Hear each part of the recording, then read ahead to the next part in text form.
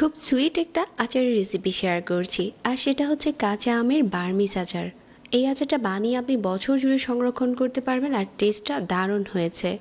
1 কেজির মতো আম পরিষ্কার করে ধুয়ে নিয়েছি। এখন পিলার দিয়ে খোসা ছাড়িয়ে নিচ্ছি। যে কোনো আচারের ক্ষেত্রে আম আগে থেকে ধুয়ে নিতে হবে, তাহলে এটা কাটার পরে আর ধোয়ার দরকার নেই। আমটা খোসা ছাড়ানো হয়ে গেলে এরকম গোল করে স্লাইস করে নিচ্ছি। আপনার পছন্দ মতো যে কোনো স্লাইস করে নিতে পারেন, তবে এই বার্মিস আচারের জন্য আমের টুকরোগুলো এরকম গোল হলেই দেখতে ভালো লাগে। আর এটা কিন্তু খুব বেশি পাতলা না, অনেক পাতলা আবার অনেক বেশি মোটা এরকমও না। এরকম মিডিয়াম সাইজ করে আমি এগুলো স্লাইস করে নিয়েছি। আর মাঝে যে আটির অংশটা আছে এটা ফেলে দিচ্ছি। এভাবে করে আমি এখানে প্রায় 1 কেজির মতো আম কেটে নিয়েছি। এখন একটা বাটিতে নিয়ে নিলাম, সাথে দিয়ে দিচ্ছি 1 কাপ চিনি। আর একটু নেড়েচেড়ে মিশিয়ে কিছুক্ষণ রেস্টে দিয়ে দিচ্ছি ঘন্টাখানিকের মতো। ঠিক 1 ঘন্টা পর চিনির পানিটা এরকম করে ছেড়ে দিয়েছে।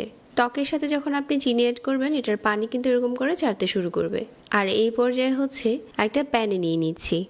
মিডিয়াম আঁচে চুলাটাকে ধরিয়ে দিচ্ছি, আর অল্প আঁচে এভাবে করে জাল করতে থাকছি। বেশ কিছুক্ষণ জাল করে নিয়েছি, আর এখন দেখেন শিরা অনেকটাই কমে গেছে, আর আমের স্লাইসগুলো ঠিক এরকম হয়েছে। এটা আপনাকে ঘন ঘন নাড়াচাড়া করতে হবে না, শুধু মাঝে মাঝে একটু নাড়লেই হয়ে যাবে। এখন এখানে 1/4 চা চামচ হলুদ গুঁড়া আর 1/4 চা চামচ দিয়ে দিলাম লাল মরিচের গুঁড়া।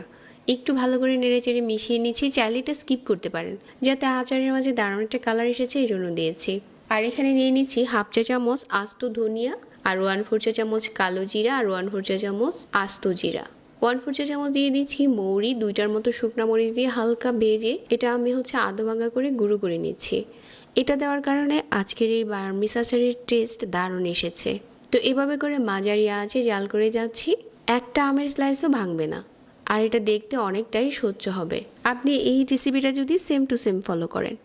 এখন যে মশলাটা আমি আধা ভাঙা করে গুঁড়ো করেছিলাম এটা দিয়ে দিলাম, আর অল্প আঁচে এভাবে করে নাড়তে থাকছি। আচারটা আরও একটু টানিয়ে নিচ্ছি। তো আচারটা ঠিক এরকম হয়েছে এখন দেখতে। এই পর্যায়ে চুলা থেকে নামিয়ে নিতে হবে, কারণ চুলা থেকে নামানোর পর এটা আরও বেশি টেনে যাবে। এর থেকে বেশি টানালে এটা তখন খাওয়ার সময় এটা খেতে ভালো লাগবে না। এরকম যখন জুসি জুসি থাকবে ওই পর্যায়েই চুলা থেকে নামিয়ে নিতে হবে। আর একটা আমের স্লাইসও এখনও ভাঙেনি, আর অনেকটা স্বচ্ছ হয়েছে। এই রেসিপিতে বার্মিস আচারটা একবার বানিয়ে দেখতে পারেন।